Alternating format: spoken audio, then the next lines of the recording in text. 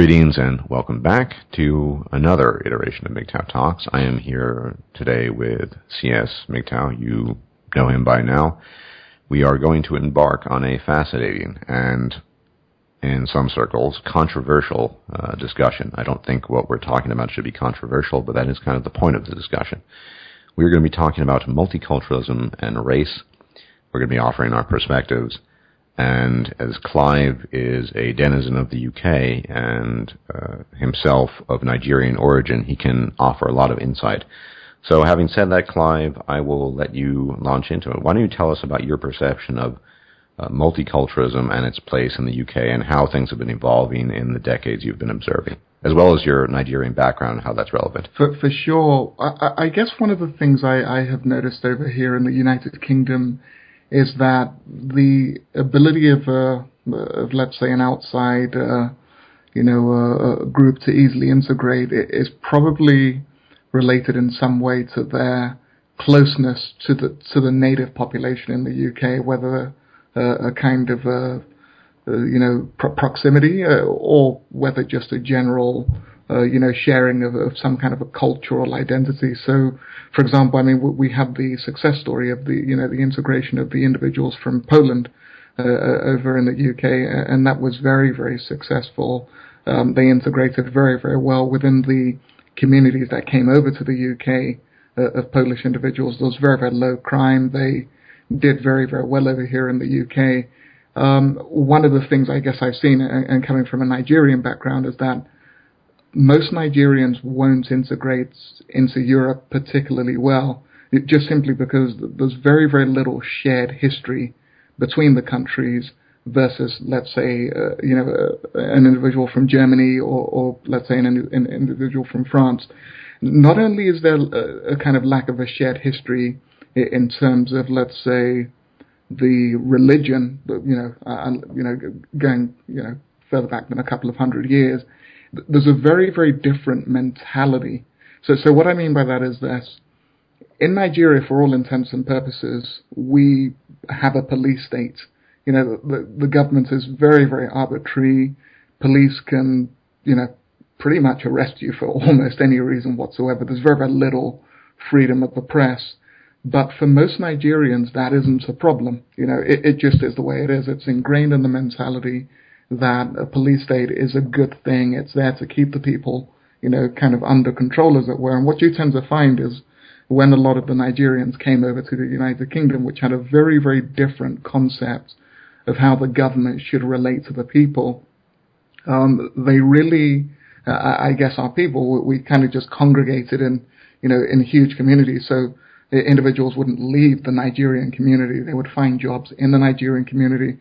Although, of course, English is our lingua franca in Nigeria, there wasn't a real keenness among the Nigerians who immigrated to the UK to really kind of settle in. What I also saw over the years was that a lot of the Nigerian community, or a lot of the members of the community, would openly criticize the rights and freedoms people enjoyed in the UK. So when, of course, these individuals were granted the right to vote through citizenship, they had very, very little problem when the government would want to pass, let's say, what I would personally consider to be a pretty draconian piece of new legislation, like, hey, let's have a curfew for all individuals under the age of 16 because there's been a riot. The members of the Nigerian community would say, absolutely, those kids shouldn't be on the street anyway. Right now, thankfully, the government is taking action. So, sorry, go ahead. If I might ask a question, would it be an exaggeration then to say that the typical perception on the part of a native Nigerian of, say, UK society and laws is sort of almost a state of lawlessness? Would that be accurate? Exactly. It's precisely. It's perceived as being very, very lawless. It's perceived as being very soft, and as a result, let's say, for example, the police are, really being quite heavy-handed and roughing somebody up, they would just perceive that as completely normal. Because, of course, that's what we have in Nigeria. So that kind of opposition to the freedoms people enjoyed here, plays a real role when these individuals then vote. They really don't have a problem voting with a party which is, I guess, promising to take away legislations or promising to crack down further on quote unquote antisocial behavior, and I just tended to see that a lot of the immigrants from that part of the world have really, in some part, driven a lot of the kind of freedom, anti-freedom legislation, within the United Kingdom, because it falls on very, very fertile ground.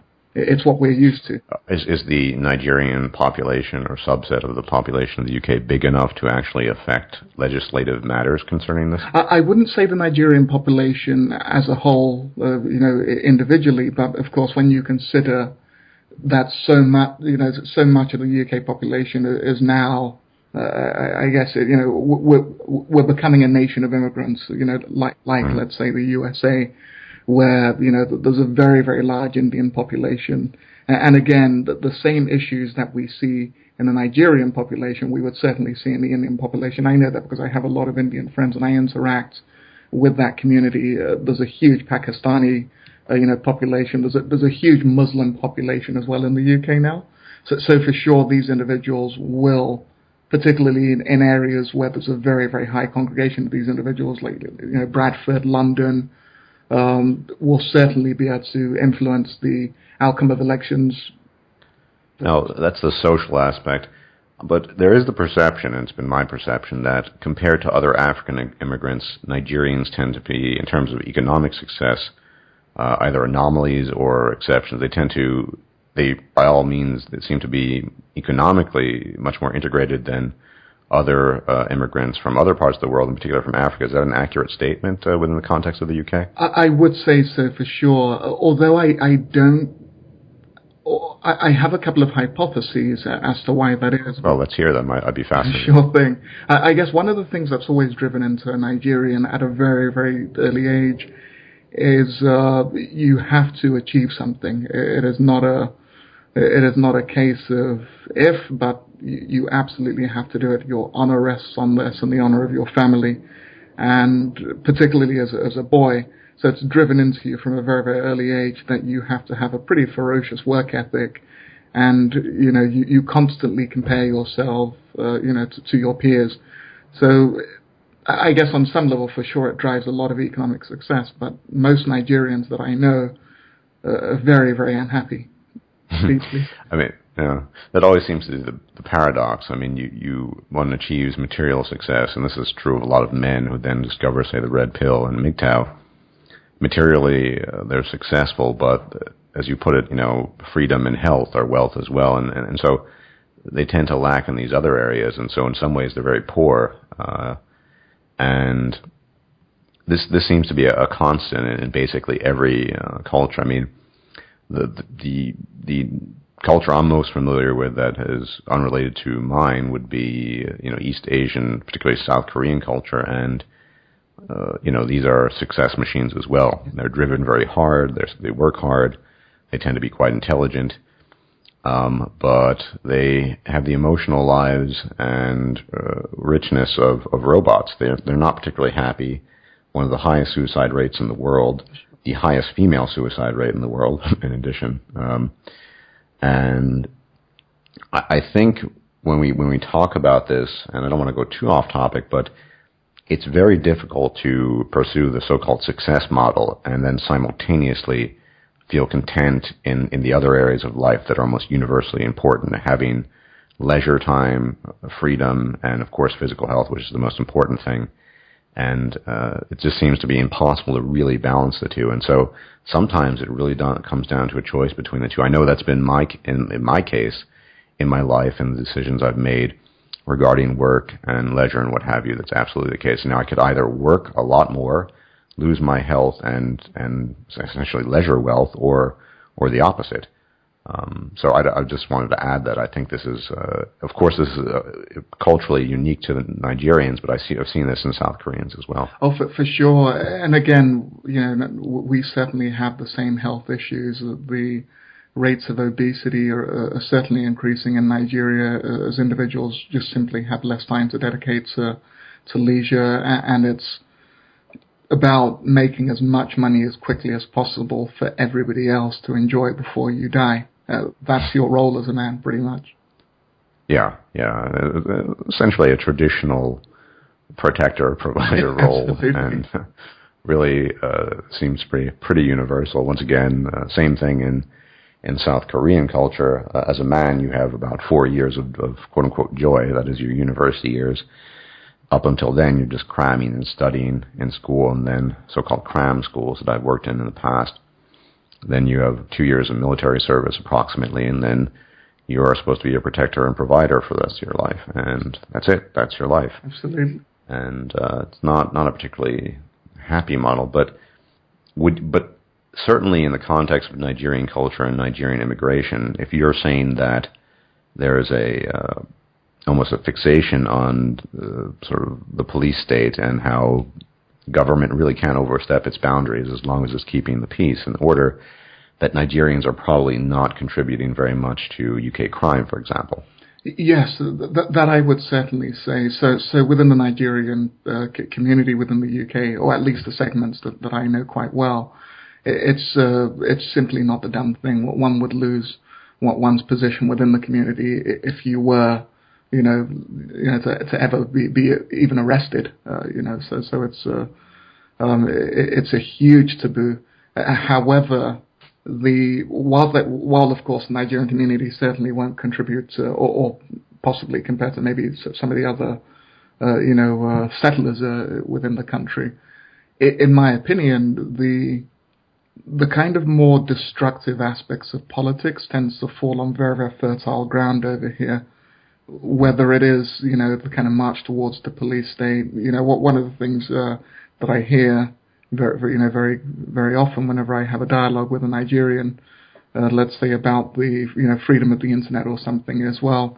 If you have nothing to hide, why wouldn't you be okay with the government just kind of searching every single email? And that's very, very much the mentality. So if always an amusing argument, because if you're willing to empower the government with absolute authority, they can effectively on a whim say, well, you think you have nothing to hide, but then one day they declare, I don't know, X, Y, and Z unacceptable. Sure. And then they say, well, there's a problem. When they have absolute authority, then without a doubt they can run roughshod over everything and just willy-nilly make decisions and claim that things are unlawful. Okay. Now, on a semi-personal note, do you consider yourself do you feel more as an Englishman or as a Nigerian, or is it sort of 50-50, or with whom culturally would you say you identify more? I guess that's actually really changed over the years. That's a very, very good question. When I was growing up, I saw myself very, very much as an English person, I guess. But when I divorced and I really, I guess, had time to travel, and I just realized, I'm very, very Nigerian. Although I studied, I had half of my studies over in the UK. I'm very, very much a Nigerian. But of course, maybe I should temper that statement. I certainly don't believe the government should have a large role in the lives of citizens. I'm a libertarian, and most Nigerians, to most Nigerians, I'm considered something of a radical, because I openly talk about limited governments and the fact that people have rights. These are very, very foreign concepts to our people in many ways. And in the context of religion, my understanding is that most Nigerians are religious. Many are Muslim, some are Christian, and you sort of fall out of that scheme, don't you? Yes, absolutely. So I became an atheist. I was raised a Christian, but I became an atheist in my late teens.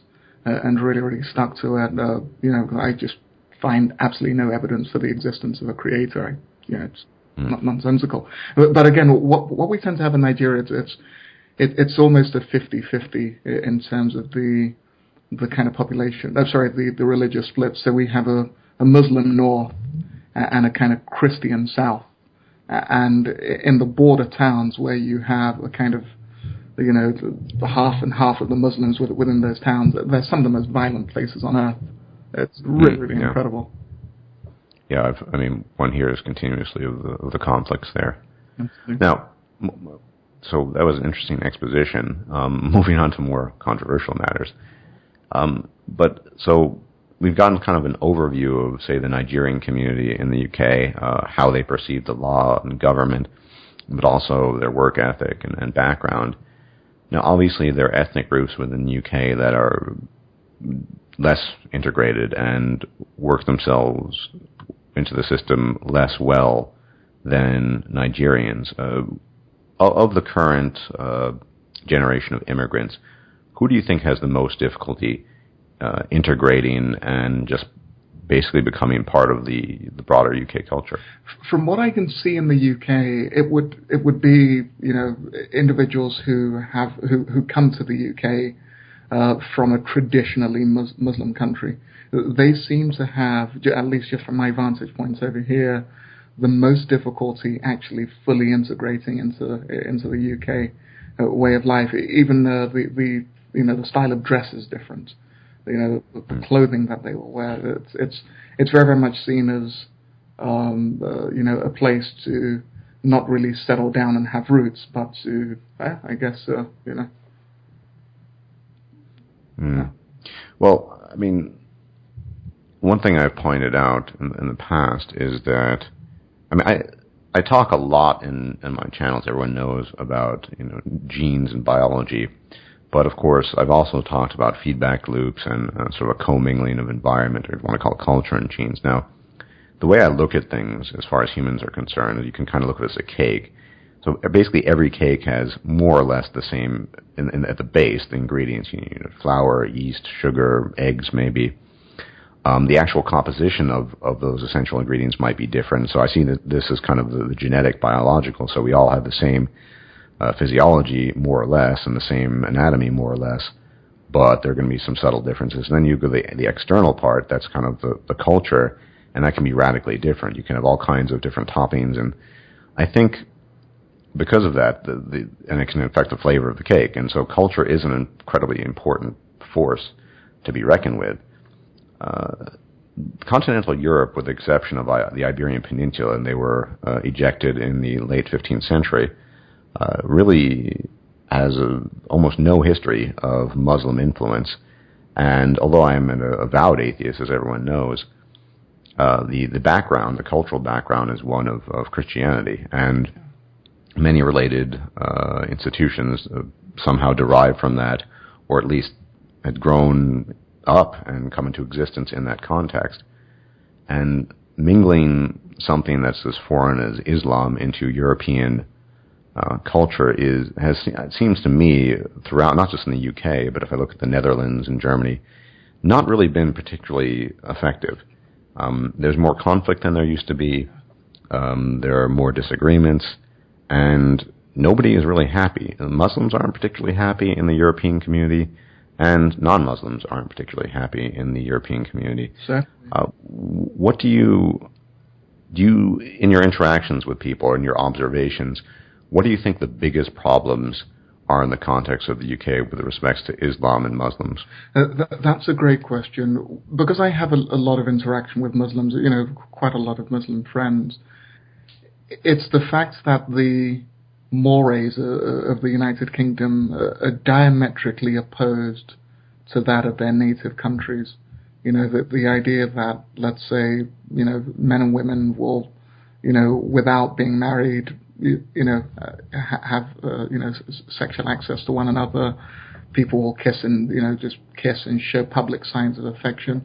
And there's a kind of common misconception, or at least I perceive it to be a misconception, that, you know, multiculturalism or diversity for the sake of diversity is just somehow a positive thing.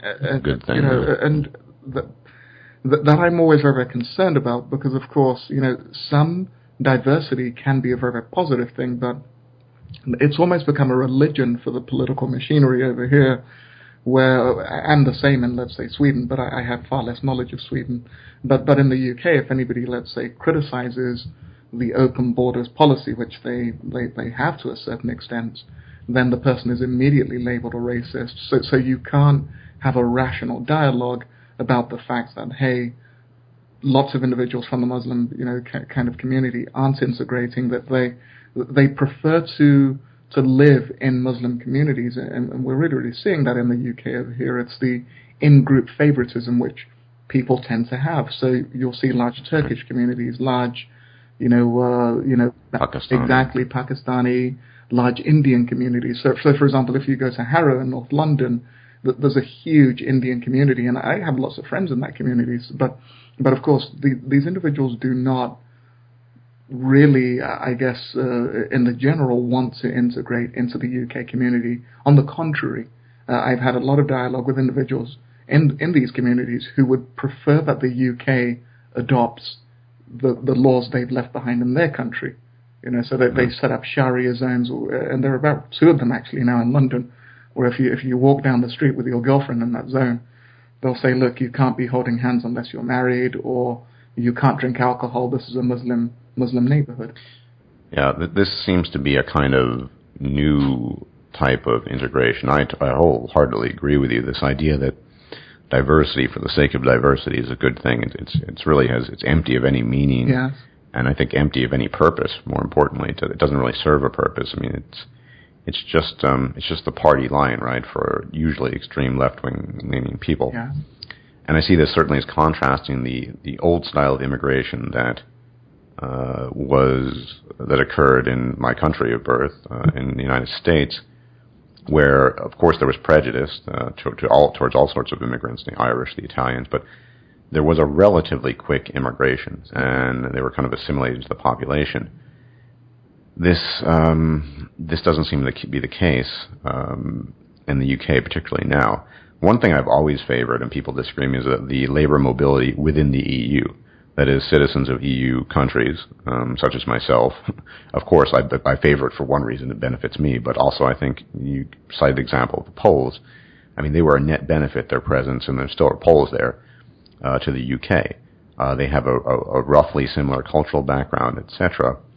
And they're not coming in importing, apart from really bad food, their way of doing things. And this is another reason why I've always opposed the integration of Turkey into the European Union. I would never, ever want Turkey to be part of the European Union. It just doesn't have the same cultural background. And we've already seen occasionally problems, certainly in Germany, where I live, on occasion, although it's gotten better over the years to some degree, depending on where you are, a lack of integration. I mean, where I live in my neighborhood, there's a very large Turkish population. I've never experienced problems per se, although today I sometimes go to this Turkish place for a sort of a breakfast buffet that's relatively cheap, and I consistently have noticed that I'm charged more than Turkish customers. Wow, okay. Yeah, the price is supposed to be basically €6 for everything you can get, and they have vegetables and eggs and all kinds of things like that.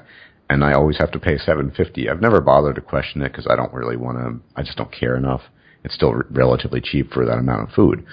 But and so there's this Turkish community, and they kind of stick to themselves. Many of them who've grown up here, they obviously speak German fluently, and in most places I'm just treated as a normal customer. But it is quite distinct. They keep to themselves, and I just don't see this open border policy of just letting everyone in, with the exception of EU citizens, to be a really good thing. Yes, I agree. I agree. And I'm very glad you brought up the issue of how, let's say, for example, the Irish integrated into America, or let's say that the Swedes. Because, of course, they shared a similar religion, that they shared a very similar kind of a Lutheran, or at least in the case of the Irish, perhaps maybe a Protestant work ethic. And, of course, integration is then very, very easy. These individuals are very, very similar, that they have such shared history. They're very, very close to one another. And, of course, it's going to be a very, very different experience than, for, let's say, maybe a large Turkish community to integrate into somewhere like Germany. I mean, most of Turkey, just in terms of landmass, is officially in Asia. Absolutely. When you're in Istanbul, you literally can just cross into Asia. Yeah, no, absolutely. And to be fair, I've read about accounts of Irish integrating in Scotland, places like Glasgow, and it's still sort of problematic. But there is such a great similarity despite most Irish, at least non-Northern Irish, being Catholic, and what have you, in the cultures. And I think this is one of these things we just need to come to terms with, is that there are sometimes vast cultural differences in how people perceive the world. And of course, where religion comes into play, that's also a role. One thing you see in Europe is many, UK included, many countries have an official state religion, and I think that's actually one of the reasons why people are essentially, sort of de facto atheists. Nobody really takes it seriously. Yeah. Most Germans leave the church because they don't want to pay church tax, and nobody actually takes the religion particularly seriously. Maybe some people do. And you get these people with strong religious convictions, particularly of the Muslim bent, and it's kind of a game changer. Oh, for sure, for sure. But it's unfortunately, it seems to be in largest measure too late. It seems that the Europeans, we've not really been vigilant enough and rational enough and willing just to confront the reality of the world by saying, well, anyone can come in here, anyone can do anything. I mean, there are certainly exceptions. East Asians traditionally have, although they have received prejudice and bias, have always been fairly productive members of society. But once again, look at their culture. Once again, I'm most familiar with South Korean culture, very neo-Confucianistic, very hardworking, almost robotic, the kind of people that, quote-unquote, contribute to society, right? Low crime rates, etc. It's something that can work, even though the cultures are very distinct, because they're kind of people that keep themselves, work hard, and sort of are a net benefit to the economy. And there's something different about Islam. I mean, of course, Neo-Confucianism, for example, is radically different to Western conceptions of social interaction. I can't stand it, actually. People rant on about how great South Korea is. Well, you can check out next time someone has cancer and has to go to work. It's a bit different, but not referring to myself, but someone I used to work with. They don't, Neo-Confucianism, as far as when, say, South Koreans emigrate someplace, the States, Canada, United Kingdom, or even Germany, it's not really imposed on other people. They can't kind of keep it in the context of their own family or maybe community.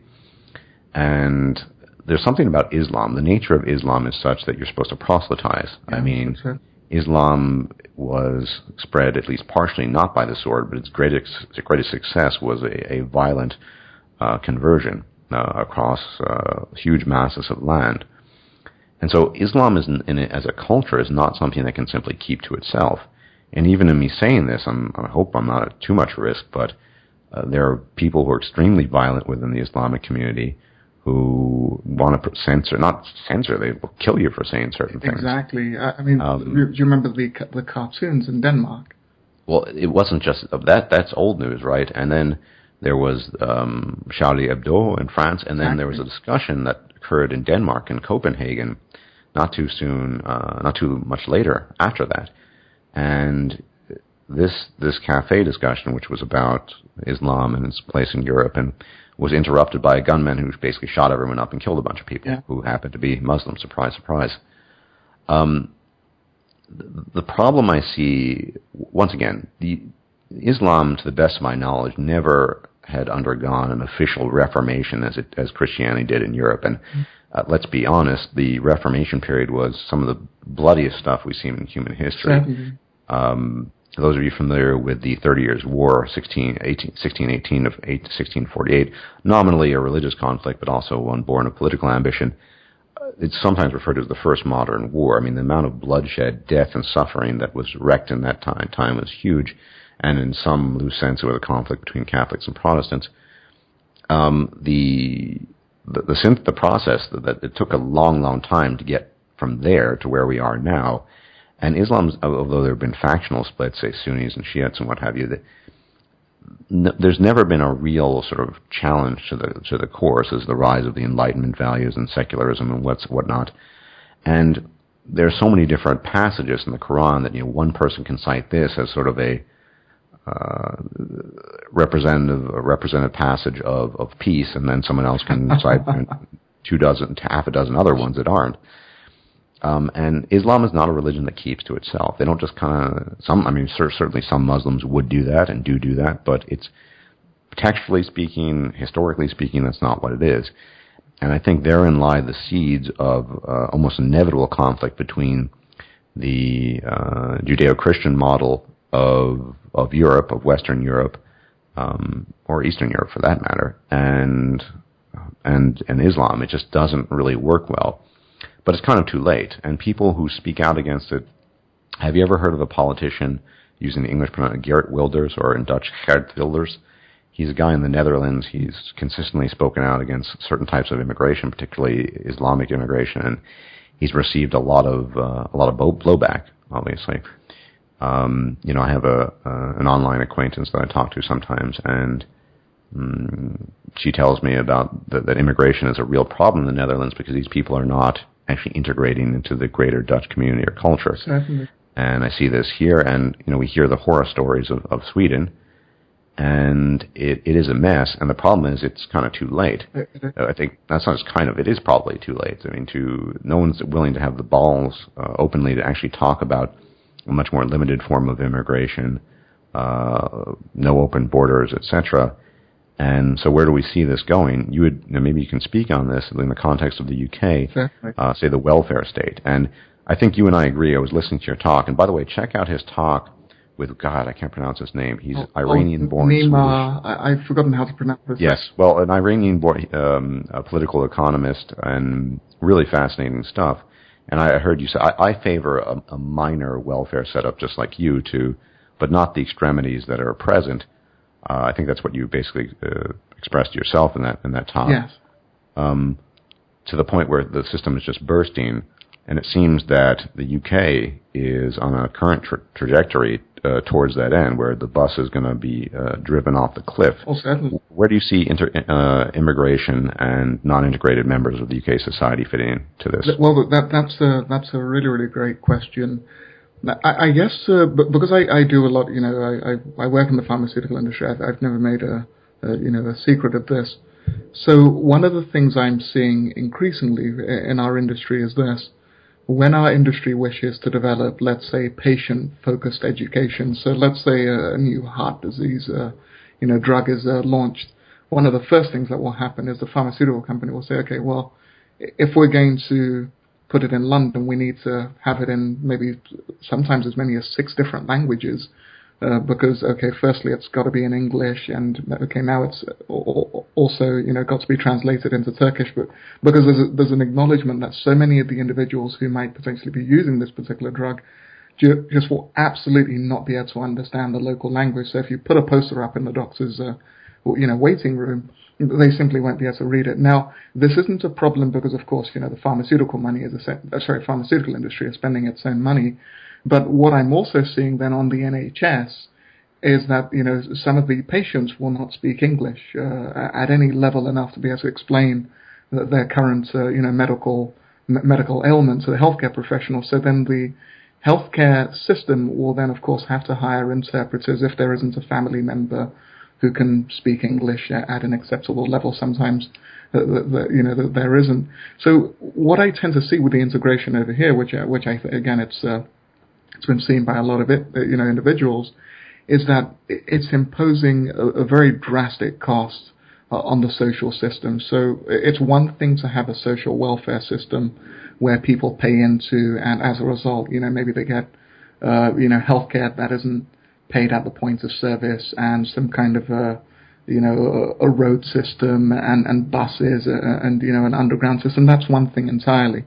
It's another thing entirely to permit foreign individuals, perhaps who haven't paid into the welfare system, who then get to, of course, enjoy the benefits, and then impose a further net cost on the system because of a refusal to integrate. So I think in the papers over the last 2-3 years or so, they've documented many cases where individuals have come from other parts of the world, and after 15-20 years, they still need a translator.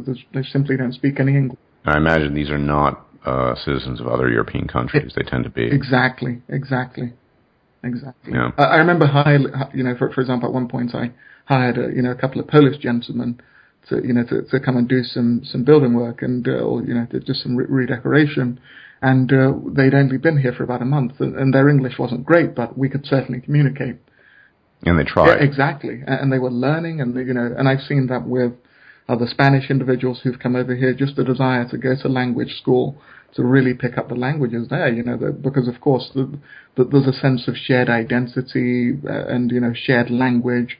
This is seen as home now, and they want to make it their home, and the first way you do that is by learning how to communicate, and that just isn't present to the same degree in communities from outside, let's say the EU or let's say the USA or Canada or something that come over here. Yeah.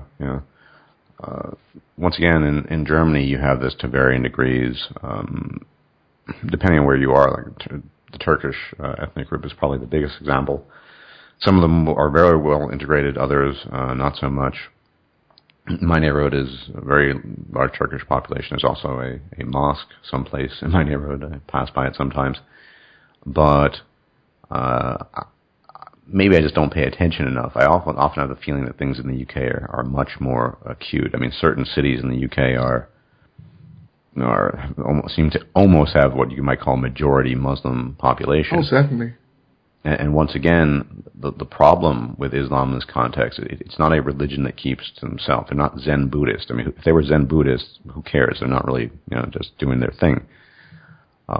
And it seems you can't talk about this without causing a ruckus and being called all sorts of things. And the irony, I mean, in reference to, say, feminists and these extreme left-wing people is, I don't know whether it's born of fear. I assume it is. They can't. These are the people that would deprive these other lunatics of their own rights to, freedom of speech and expression, etc. And they just don't have the metaphorical balls to say anything about it. They'd rather criticize people who are critical of that, as well as critical of themselves. And then once we see that again, that politics makes for strange bedfellows, although they don't have much communication with each other. They kind of, for now, avoid each other, and particularly feminists and extreme leftists, they tend to avoid addressing that issue, probably for the same reasons I'm not particularly fond of talking on the topic, because there's always the threat of actual physical violence emanating from the Muslim community to a degree you just don't find in other communities. So, I mean, I don't know if you're familiar with this, but one of the things which the papers thankfully have now been discussing in the UK is that there's been a white flight from London. So the kind of native London, or the English people who lived in London have all simply left. And again, it's because there's this idea that, hey, just bring individuals into the same neighborhoods, they'll just integrate it. It doesn't work like that. And one of the things I guess that really, really worries me about the situation we have is this. There is no means by which, let's say, the inhabitants of France can truly, have their desires, manifest within the political process, that they can, write editorials to say, hey, look, this multiculturalism experiment isn't working. They'll immediately be labeled a racist. And what I see coming as a result of that is this: if you don't allow individuals to have peaceful means by which to have their, kind of grievances, addressed, you leave them only with violence. So of course, it's likely going to then lead to the rise of the extreme far right. Absolutely.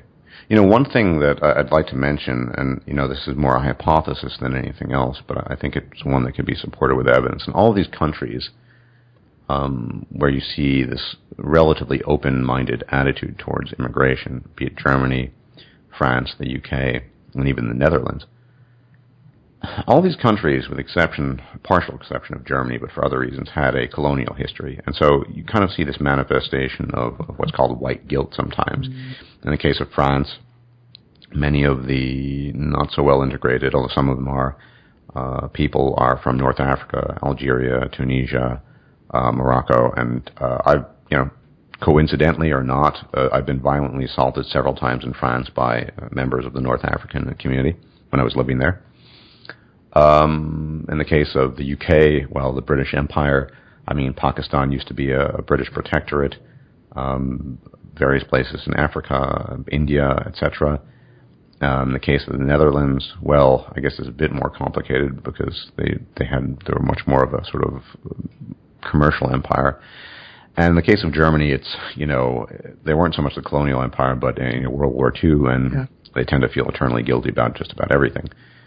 So, this seems to be one of the driving forces, to my mind, behind the unwillingness to speak out against this, and the opposition to people who are going to speak out against sort of this sort of thing. Yes, it was a horrible thing that these countries engaged in colonial empires, exploited people. It really was. I'm not just saying that for the sake of saying it. But there should not be a kind of penance paid for this that is wrought by the destruction of the home culture and the history that led up to that culture, that it existed for centuries, if not millennia, in some cases. Agreed. And this seems to me something that needs to be worked out and actually talked about openly. The fact that France had colonies in northern Africa is not a good reason to simply willy-nilly let people in at the drop of a hat, nor is it the case in the case of the UK that Pakistan formerly having been belonging to the British Empire, they should just have an open policy of whatever. And in Germany, it's very tricky because of the fairly recent history. Because the minute you mention anything like that in Germany, you're called right wing and blah blah blah. But once again, these are deliberations that people should have, and we should be able to speak about openly. Agreed. But we can't do it. Once again, it's because it's a complex matter, and I do think past colonialism and white guilt and what have you play into this. But in the European context, I just don't think these cultures, if they're going to maintain themselves as foreign and indeed in some cases antithetical cultures to the native cultures that have a shared environment that is throughout Europe, I don't think it's a good idea just to have an open border policy and just let everyone in just because they want to come in. Yeah, agree. And agree. we can't really do anything about that unless we can have an open dialogue.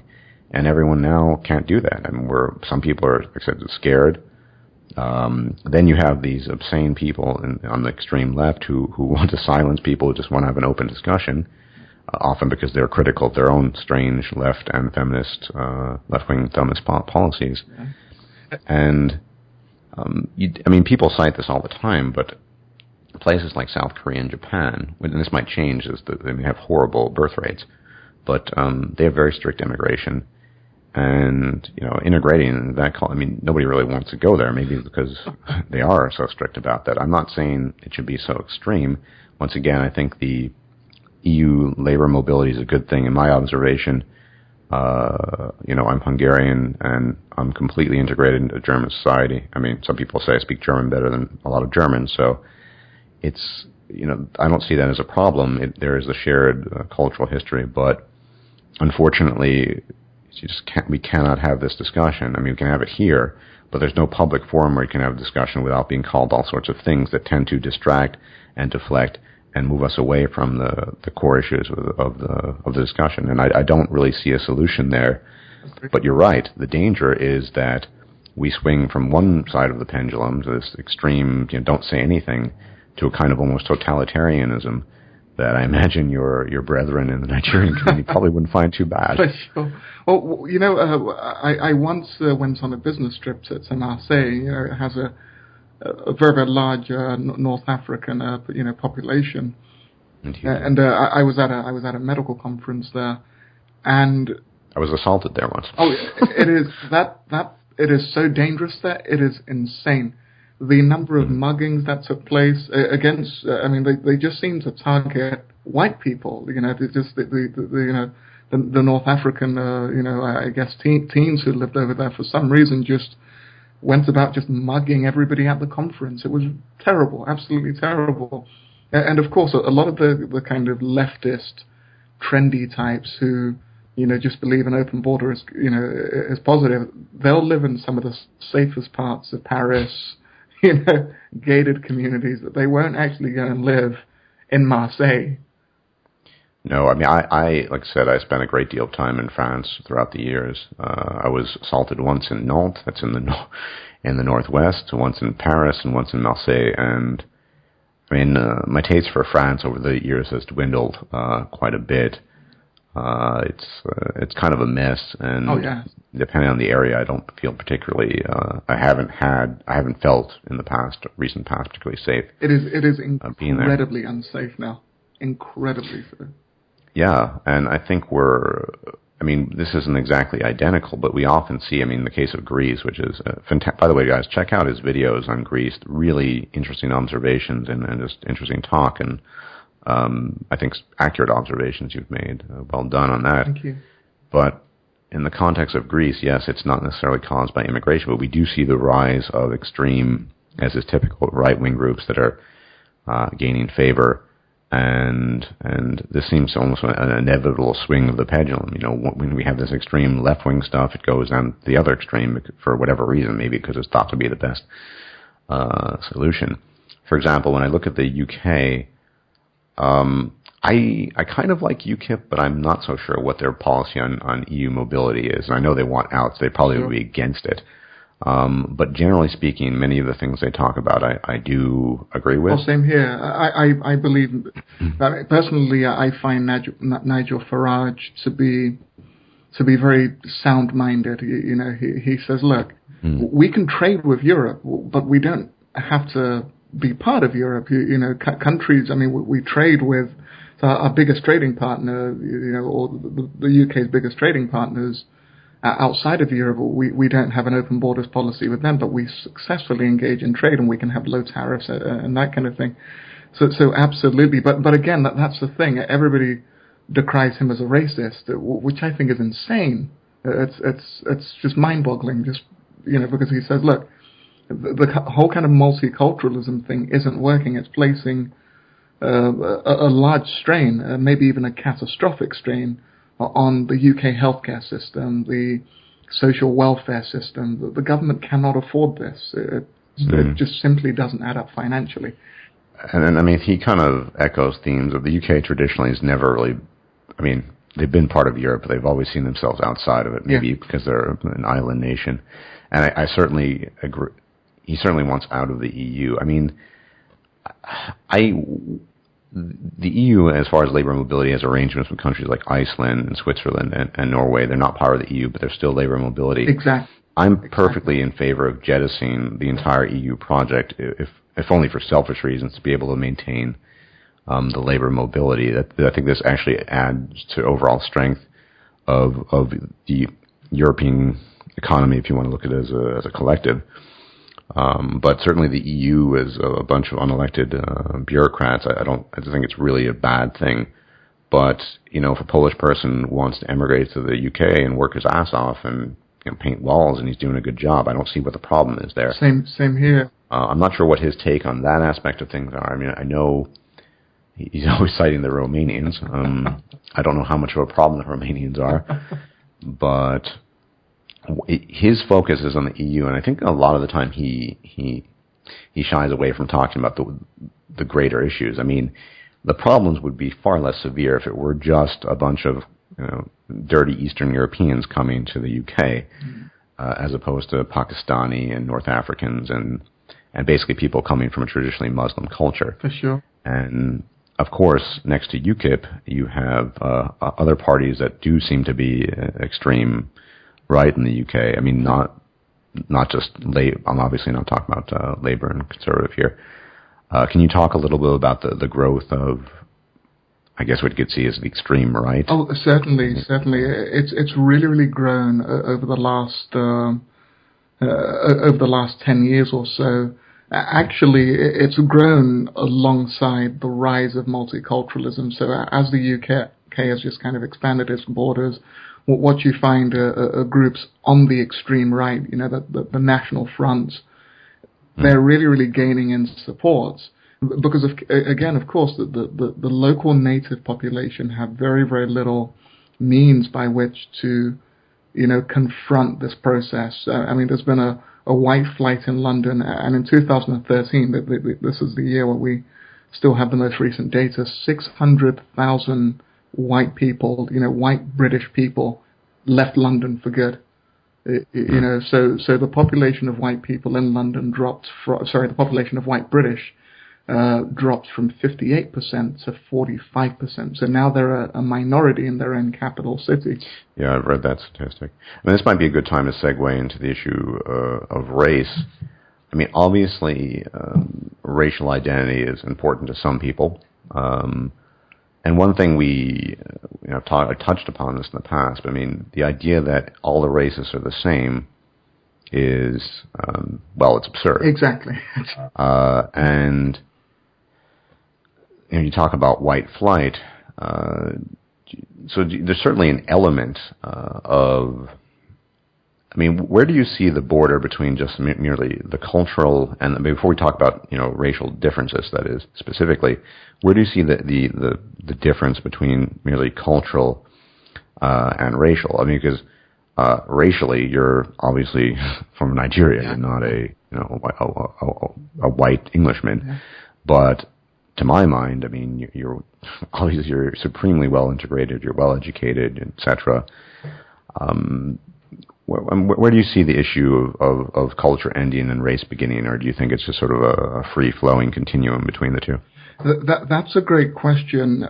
Of course, that there are certainly huge differences between the cultures, but from what I see, for example, even in, let's say, Nigeria, because Nigeria has in many kind of respects an open borders policy with some of its neighboring countries. It's actually so do a lot of African countries, especially within the kind of ECOWAS community, so the East African kind of economic kind of area. And what you find is that, again, because they share a racial, identity, because, everybody there is black. So integration is far easier, even though their cultures are very, very radically different. So the Ghanaian culture is radically different to the Nigerian culture. And one of my best friends is Ghanaian as well, and we talk about this all the time, but they're just... African masters of the internet, guys. I've heard. Sure. So and again, I see that in Europe over here, that the races will find it easier because of that, I guess, the evolution of in-group favoritism.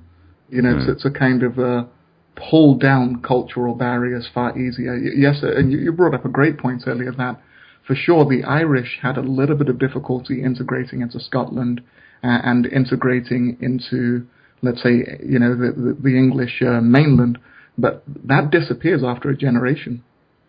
Yeah. Well, they look the same. Exactly.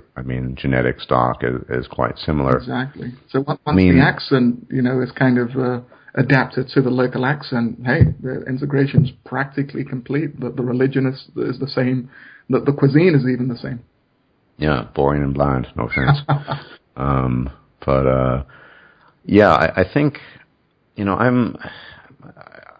as I mentioned this before, I'm kind of what I call a centrist when it comes to race. I mean, I think it's important to talk about the differences, and we will, but I think cultural ideas are ultimately more important in uniting people than the racial stuff. However, there needs to be a common culture. So, you can be black and I can be Eastern European, and we can have both be exponents of MGTOW philosophy and principles, and in doing so, I find I have a lot more in common with you than some other dude from Hungary or wherever that comes from a similar background. For sure. And to me, that's ultimately more important than the racial stuff. On the other hand, undoubtedly there are differences.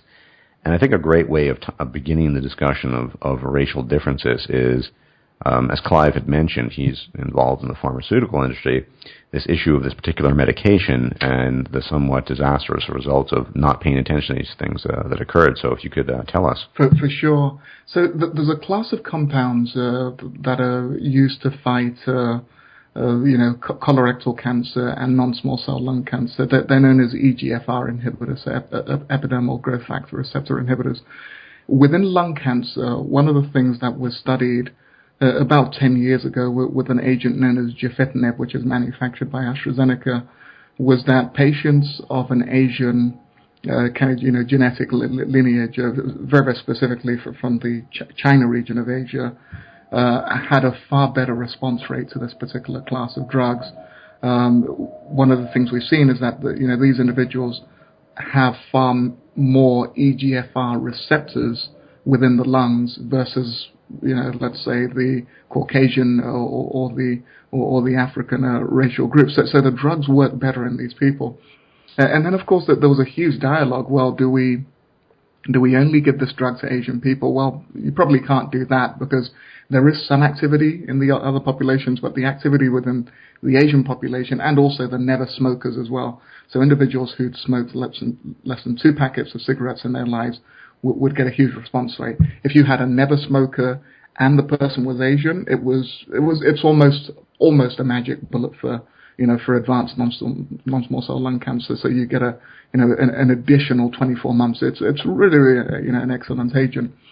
And the medical community had a lot of difficulty with the idea that we could separate patients according to their racial groups. And we haven't just seen this within the oncology space, with the beta blockers as well, that seem to work better in blacks who have hypertension. As far as I understand, we don't particularly know why, but the clinical trial data is conclusive. And of course, then we always have that big question: at what point will we actually allow science and reason to drive the agenda versus what is politically correct? Will the medical establishment, as they're currently, allowing, just simply not say, well, hold on, you're of Asian background, this drug works better in Asians, so I'm going to give you this drug. So at the moment they don't do that because the guidelines, that they all use, let's say the NCCN or the ASCO guidelines, don't specifically say, hey, give this to people of Asian origin. And it's disappointing because, of course, the data is conclusive, and there were 6 or 7 landmark studies which showed conclusively.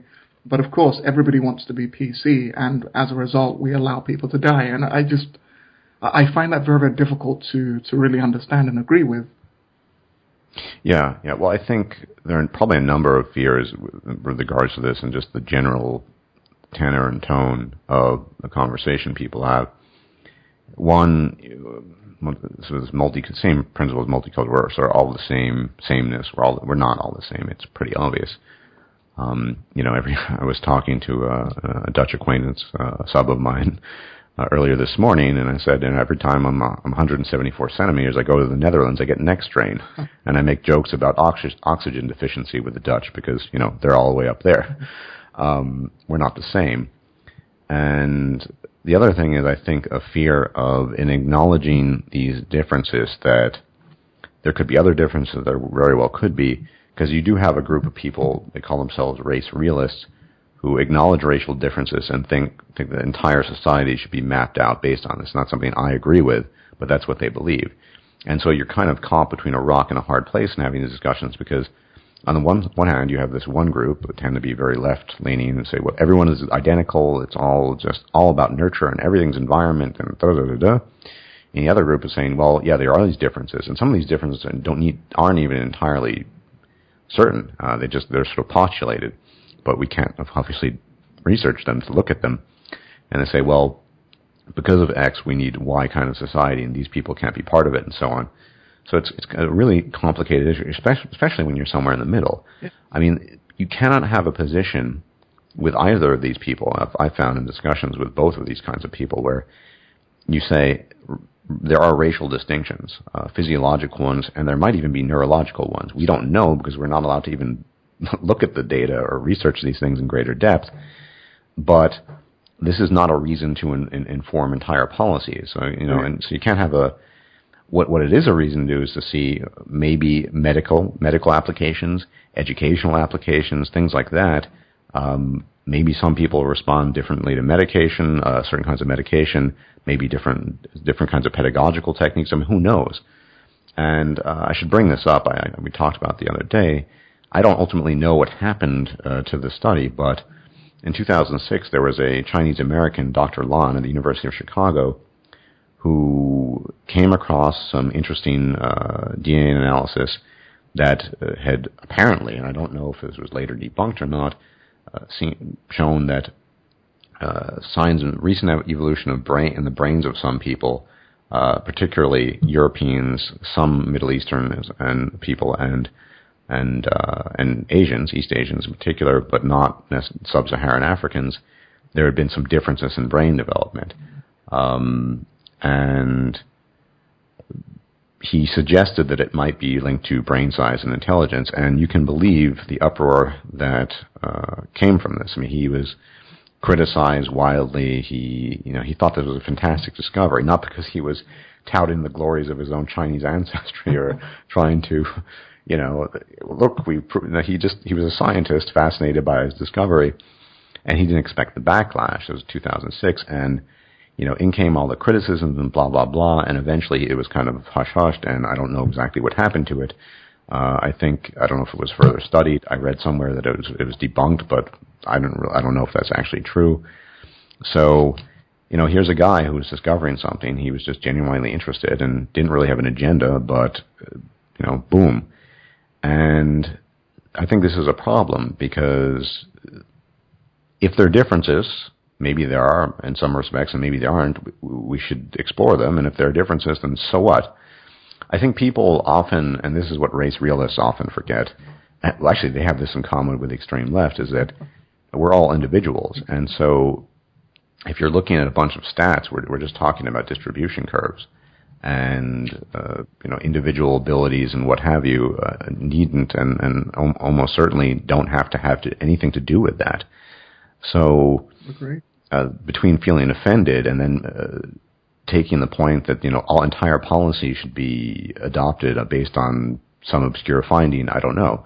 But I find this to be particularly bad in this case with the scientists in the U of Chicago and elsewhere, is that we cannot, whether it's race or gender, we cannot have these kinds of discussions. Now, I mentioned in my previous video that you had attempted to contact some 40 neuroscientists, people active in the neurosciences, and nothing. And before my eyes, I have this article of some of the people you try to contact. New study examines thousands of brains from 2 decades of research and revealed differences between male and female brain structure. Absolutely. They found that males on average had larger total brain volumes than women by 8 to 13%. On average, males had larger absolute volumes than females in the intercranial space, 12% to 14,000 brains, total brain 11%, etc., cerebrum, and it goes on and on.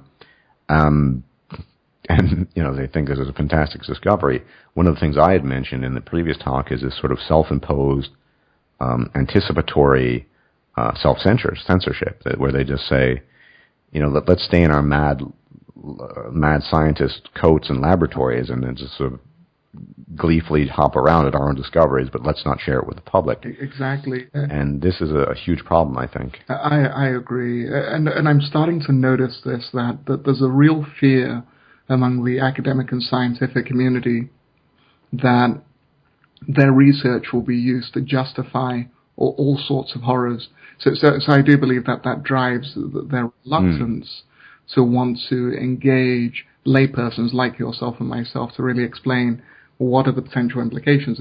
There's a prehistory for that. Sure. The false science of phrenology, for example, in the 19th century, kind of pseudoscience that the Nazis had espoused. And this is the problem. You can't have a middle ground discussion about these things. It's either total suppression or a misinterpretation. For example, we consistently see in IQ tests differences between ethnic groups, where blacks, frankly speaking, tend to be at the bottom end, and say East Asians at the top end, and Caucasians somewhere in between. Nobody is in his right mind is going to actually study the brains of different races to try to figure out what the basis of this might be, if there is a basis, if it's just lack of access to social resources, education, if it's a combination of money. We can't even touch the question. Exactly. And people who mention this, they take a bit of data and they just say we need an entire new policy on everything. Exactly. And I agree with you wholeheartedly, because one of the things that it should become very, very maybe important to say to people is, hey, we learn new things about the human body and, how we relate to the environment all of the time. We can have legitimate scientific inquiry into, difficult issues without it forming policy. Unless something is absolutely conclusive, even then it takes decades to form into policy. Absolutely. So, for example, again, I'll just bring something from the medical industry. Statins, have a very, very clear benefit, in individuals over 40 with, cardiovascular risk factors. It comes to a point where they'll say, hey, hold on, shall we put it in the water almost?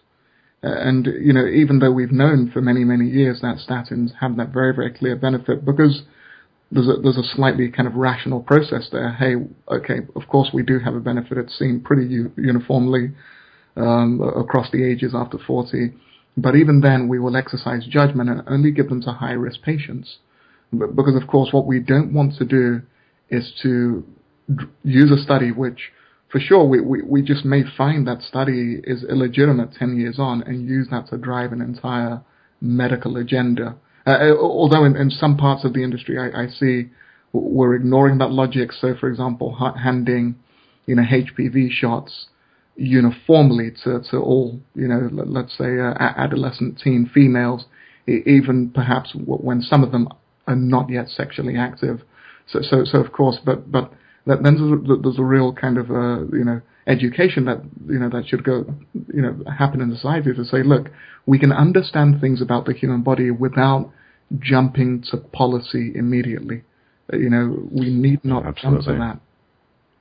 Yeah, but I think, statins aren't offensive, in air quotes. They're not offending anyone. For sure. You talk about these other things, and it's funny when it comes to the physiological. I've talked about this before in terms of West African sprinters, but the ATCN3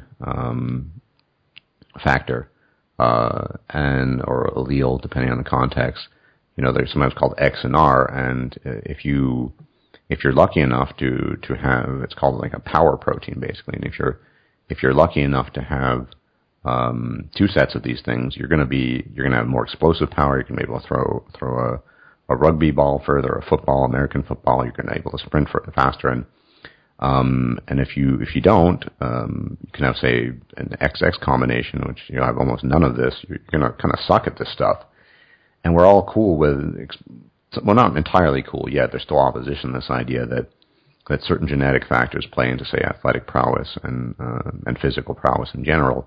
It's all well and good to cite the factors that lend themselves to a majority of top basketball players in the United States being of African origin, for example, primarily. But once again, I've talked about this in regards to, say, free will and other things. The below the neckline issue or fallacy. Once you migrate from physical stuff, and even there, the other day I just sort of pulled up an abstract on the differences in estrogen production between black women and white women, and there was a 40% difference in this particular study. People just react viscerally, and I think there could actually be benefits from understanding neurological differences, certainly between the sexes, absolutely, because they're so clear. The racial neurological differences aren't entirely clear to me, but the idea that we have physiological adaptations to our environment that we can see. We talked about the fat deposits. Europeans tend to put it around the abdominal area because it insulates against cold, and Africans more in the buttocks and legs. Obviously, the color and skin difference, different color difference for obvious reasons, exposure to the sun. For example, I just noticed throughout my life I have very light eyes, and I am so sensitive to sunlight. Without sunglasses from in the shade, it just hurts to be in the sun. Mm-hmm. And I've never talked to a brown-eyed person that ever had that issue. There are obvious differences for sure between people, but I don't have a problem exploring these other things. once again, you're still going to be you. Even if you fall within some category that doesn't seem to be particularly favorable, you're still going to be you. You're stuck with yourself. Exactly. So on an individual level, it shouldn't matter. But as a general tendency, I mean, what if it were discovered that in certain types of education, and it doesn't even have to be mass implemented, but just the idea of doing certain techniques might be more beneficial to certain groups than others. The biggest problem we have is just this idea of sameness, and when we look on the individual level, we know that we're different. We know some people are more categorical or more analytical. Some people are more artistic. Some people are more mathematically inclined than others. And I don't really, if we can acknowledge this on the individual level, I don't see why we can't acknowledge this as a tendency on a larger, perhaps ethnic level. And no one's up in the clouds in anger about individuals being different. I don't really see what the group. And once again, I mean, this is my personal view. Obviously, people feel they belong to a group and then feel somehow it affects them. But who fucking cares? You're still the individual. Exactly. I mean, I'm just. This is not what I actually believe. But let's say it was irrefutably demonstrated that all sub-Saharan Africans just universally had horrible IQs and couldn't do something. You would still be an exceptionally intelligent, capable, and educated man of sub-Saharan African ancestry. So it's fucking irrelevant to you, actually. Exactly. And I don't actually believe that, guys. I'm just citing it as an extreme possibility. Anyway. For sure. And I do agree with you. We ignore these differences at great cost. And what I mean by that is this. So, for example, there's now an assumption within the education system that boys and girls are the same, just the same homogeneous group. So the curriculum is identical, but of course, logic and the evidence tells us that boys and girls learn very, very different things. We know their brains are different. Exactly. Racial stuff is still unknown, but we know in the case of men and women, it's we have the study of the guys who won't interview with you. Exactly, and you see the consequences of ignoring those differences is that we miseducate boys. We medicate their kind of natural rambunctiousness away. Exactly. There's a stunting of their inquisitiveness very, very early. Boys, for most parts, may not belong in a standardized classroom, but this religion of sameness drives the agenda, and it cripples half of the classroom, and it's very, very destructive. Well, it's funny. I like the way you put it, religion of sameness. I mean, at the end of the day, that's kind of what it is, but it's kind of disguised because it is a religion of gynocentrism. The structure of the typical educational environment these days, and certainly in the Anglo-Saxon countries, is one that is, generally speaking, disfavorable to boys. Yeah. And I, for one, am someone who's in favor of separate sex schools. Same here. This just would be beneficial. I mean, women are being touted now as having over 60% of university degrees and blah, blah, blah, blah. Once again, let's look at the subject matters they're studying as well. But anyone, a rational person, can't just look at a couple of decades of happenings and occurrences and say that, well, men have mutated into drooling idiots and women have become some sort of angelic geniuses in the time. There must be something else operative here. And once again, the religion of sameness, the fear, of course there's a fear that this would be used to, quote-unquote, suppress or oppress women, but the reality is women would still be doing what they're always doing. You'd still have them go into socially oriented occupations. There'd be much fewer engineers. I mean, that's not going to change. Agreed. Nothing would fundamentally change, but it would be acknowledged that boys and males in general learn differently, have different skill sets, and are interested, generally speaking, in different things. But all the while allowing for exceptions. I mean, I was someone who had a strong background in humanities, and I'm still interested in the subject, and I was often surrounded by women, and I think I was actually a lot better at it than they were most of the time, but that's besides the point. There are no real restrictions. We're just saying that, if this is the general, we know that there are differences between the brains, right? Why don't we actually do something about that and see if it works? And the only way you could do that is to implement some kind of policy. I think this is a policy that could be implemented for sex-segregated schools. Certainly. en masse to see if it works. I mean, we've had the integrated school system now for decades. We know that it certainly doesn't serve males. It serves women and females quite well. Why not do the same for boys? And women would still have their own learning methods and their own comfortable environment because they would be amongst their own kind. And I think overall, but we can't get there. Once again, the fear, be it in education, the medical examples that you cited, where, and I guess potentially it's a life and death issue. I mean, no physician in his right mind is necessarily going to prescribe the same dose of any given medication to a 55-kilogram skinny female and a well-muscled 95-kilogram male. It's absurd. Agreed. But somehow this doesn't apply to other realms, and I really think we're kind of stuck at. I just don't know how to progress. We need to talk about it like we are now. Some people do, at least. But how to push this past the realm of private discussion into public discourse? I don't know how bad it needs to get or if it can ever occur, because consistently it's just met with resistance, denial. We've talked about neurosexism. Now, guys, if you've not heard of this term, apparently it's real. Not neurosexism isn't real, but the belief in it. The idea that things such as, Simon Baron-Cohen, the guy who contributed to this study that you tried to contact and he refused, he noticed even in sucklings that as toddlers, differences in behavior, differences which, of course, reflective of different brains. And this is referred to as neurosexism, the alleged belief in alleged differences. And these differences are now well known. And because so many people are afraid to, and I think the other thing that scientists are afraid of is that they'll be silenced. Absolutely.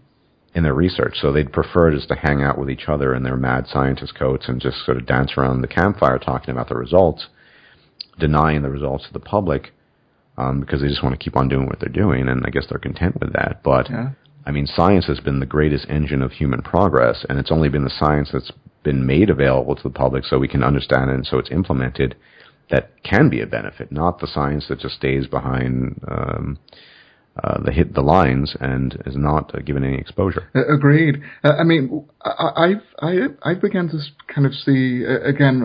I can speak very, very heavily from the kind of medical pharmaceutical sector on this. Very, very destructive outcomes. Based on this again, just this religion of sameness. So one of the things that I've seen over in the UK, and for sure I know this is pretty consistent in the rest of the industrialized world, is that as the education system has been modified to fit the needs of girls, you've had a massive grade inflation.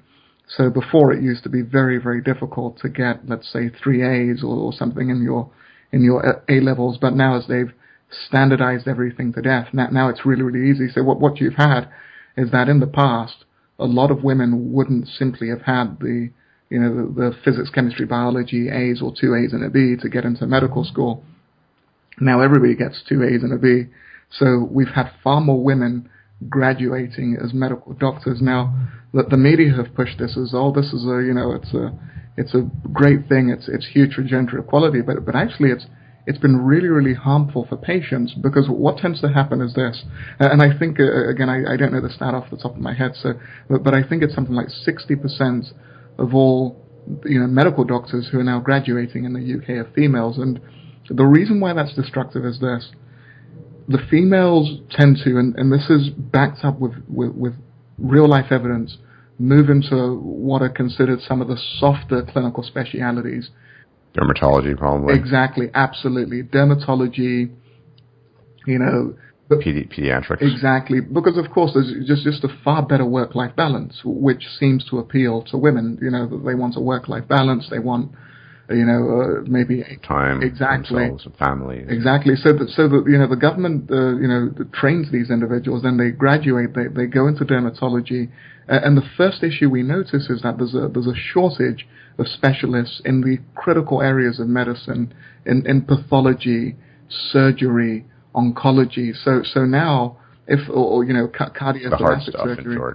Exactly. So now, if let's say you need a life-saving, heart let's say some kind of a gastric bypass or a transplant of some sort, you're on a 1-year waiting list because there are just so few cardiothoracic surgeons. But of course, if you have a skin itch, you can see the dermatologist in 25 minutes. So that's the kind of first part.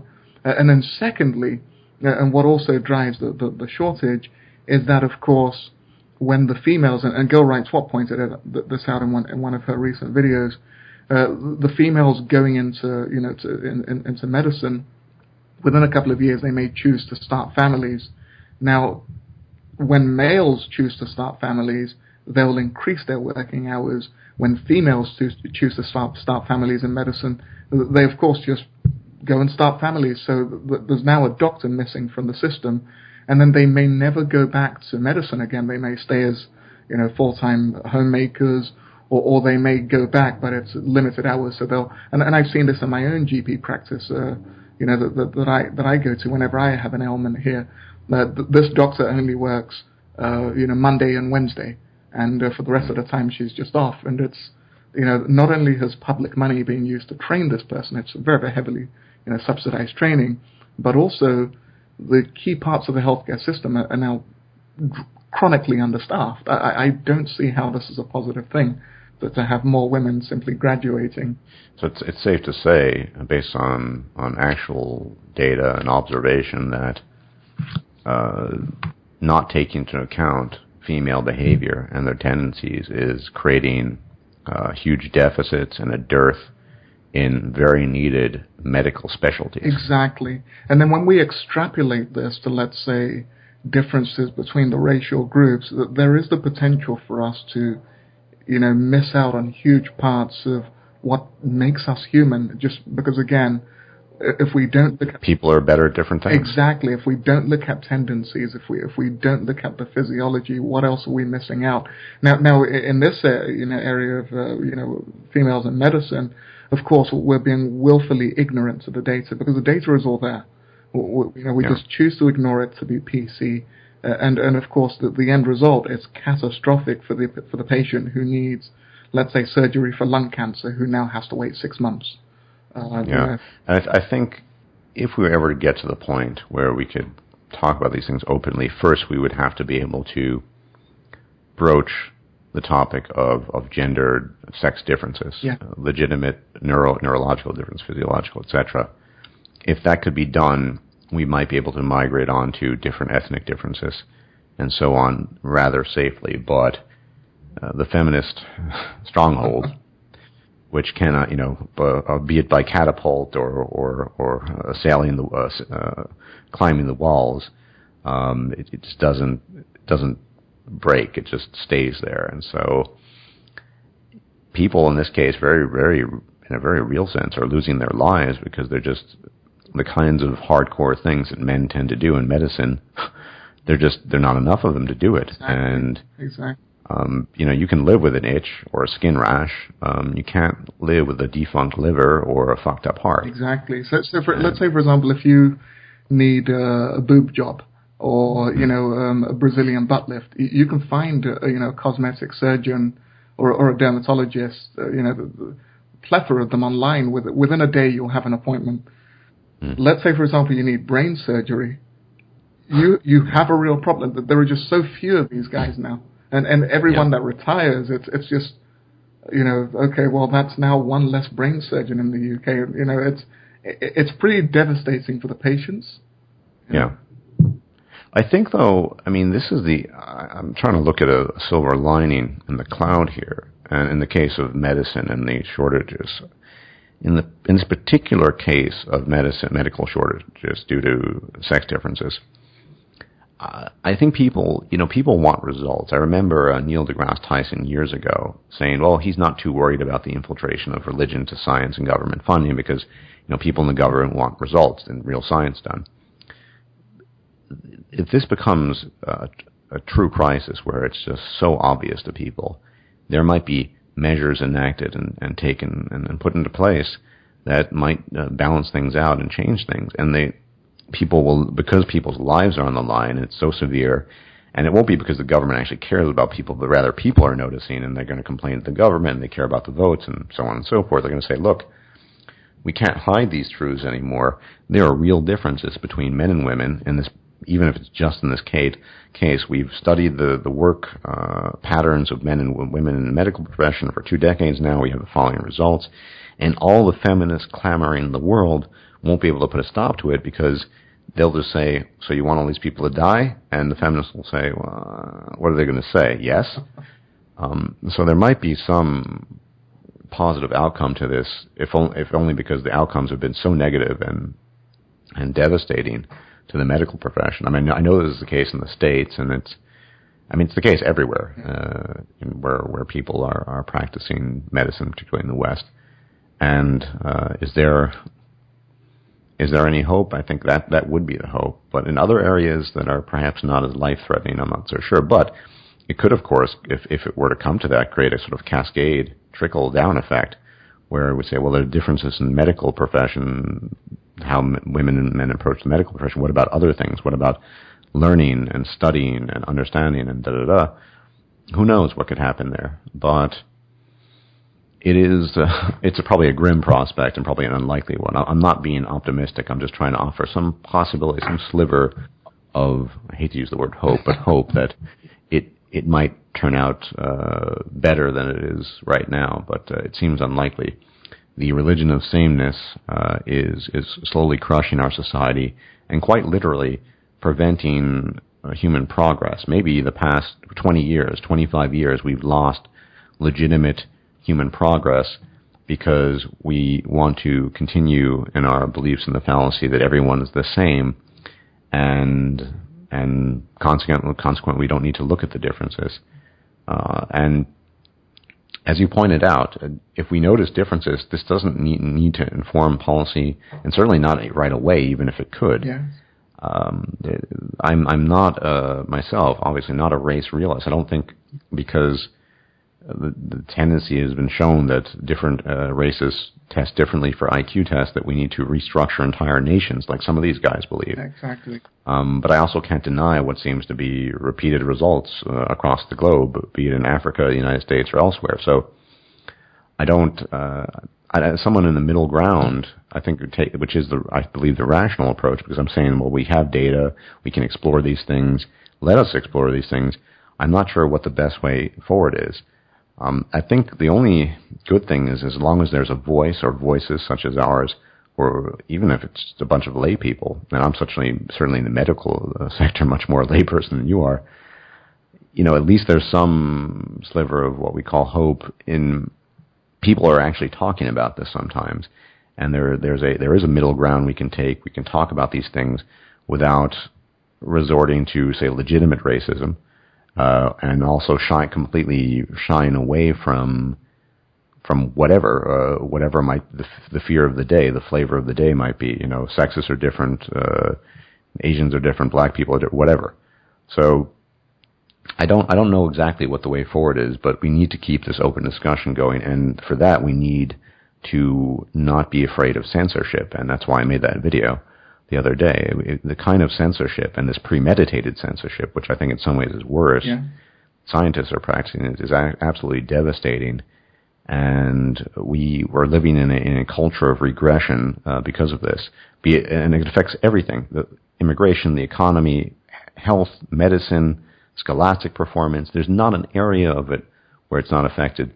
And someone pointed out to me when I talked about evolutionary psychology 2.0 that it's less of a gender issue than I think, and so on. But the problem is, once again, there are interesting areas of evolutionary psychology that don't specifically apply to gender or sex.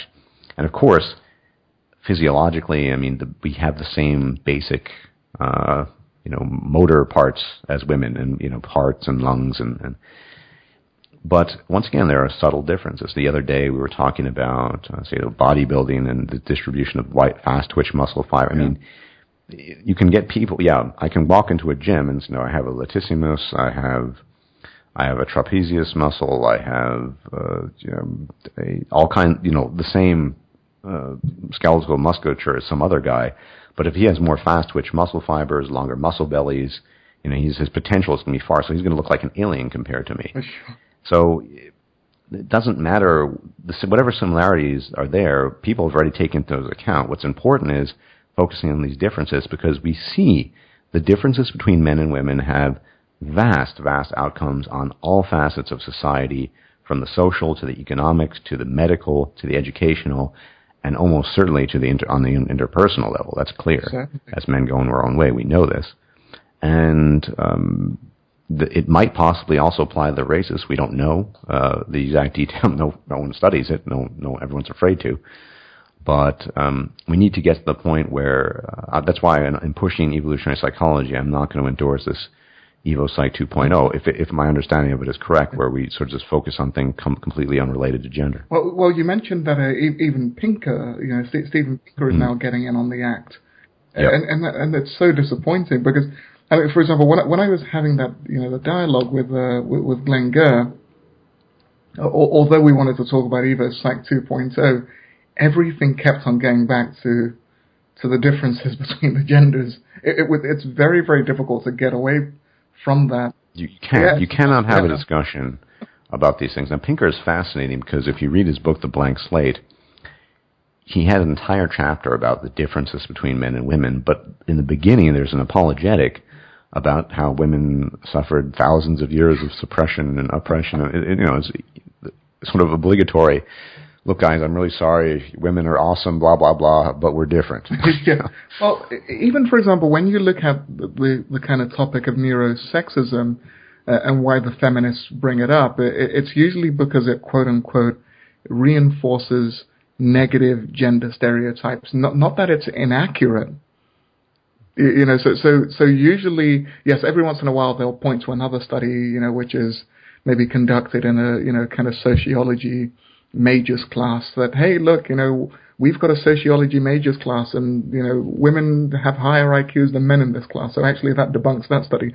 Even when you kind of ignore that stuff, their real gripe is that the data reinforces negative gender stereotypes.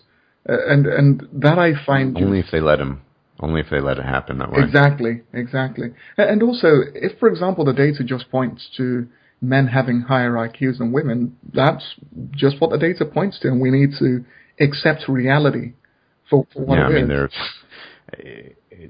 It's absurd. There are tons of men, for example, that are far more intelligent than I am and far more capable. And if they just came up with a term, let's call them supermen or something. I can't get offended by that. It's just the way it is.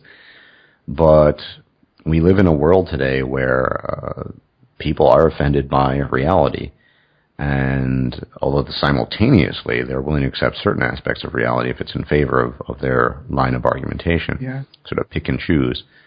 But I think the only hope really is for continued growth of this sort of discussion amongst lay people, an elimination or at least a resistance to the kind of censorship that's been consistent in the last couple of years in particular, on the part of people on the extreme left, or for that matter on the extreme right. I don't fucking care if it's left or right. I don't approve of the censorship of ideas and the advancement of knowledge or discussion, and just complete opposition to that principle, and just more and more people getting in on the conversation, whatever our levels of expertise and knowledge, as long as we're inquiring and want to understand and willing to have open and honest discussion and learn from our mistakes and learn new things.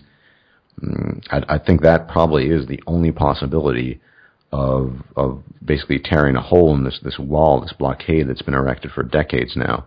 Because other than that, we could just let everything continually go on as it has been going on. They can run roughshod over everything, and we can continue to have our scientists engage in premeditated self-censorship because they're too afraid of publishing results and sharing their own experiences and indeed happiness of exploring these. This guy Bruce Lon, he was fascinated by the discovery. He never once, when he made the discovery, he never once thought, oh well, this is going to affect this group, and he just thought, oh, this is a really cool DNA thing. Let's go with it. Yeah. So I think that's really, from my vantage point, that's the only way forward. Is continue this sort of thing, greater numbers.